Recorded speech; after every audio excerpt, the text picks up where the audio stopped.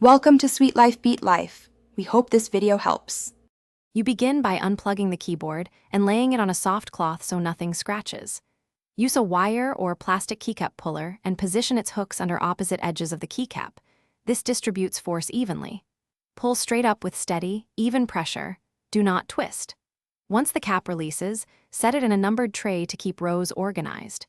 You do this because even pressure prevents stem damage and labeled storage makes reassembly faster and error-free. Once you reach larger keys like spacebar or enter, you need to manage stabilizers. Depress the plastic stabilizer clip or unhook the wire while lifting to free the cap evenly. If a key resists, wiggle it slightly while maintaining upward pressure. This helps unseat stubborn clips without snapping the stem.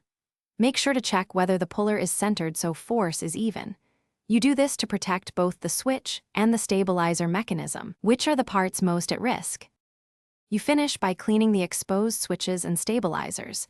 Use compressed air or a lightly dampened isopropyl swab, then align each keycap with its stem and press straight down until it clicks into place.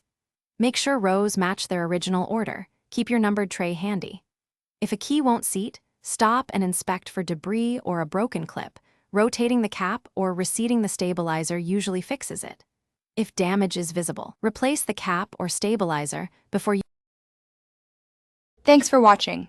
Consider subscribing if we helped you.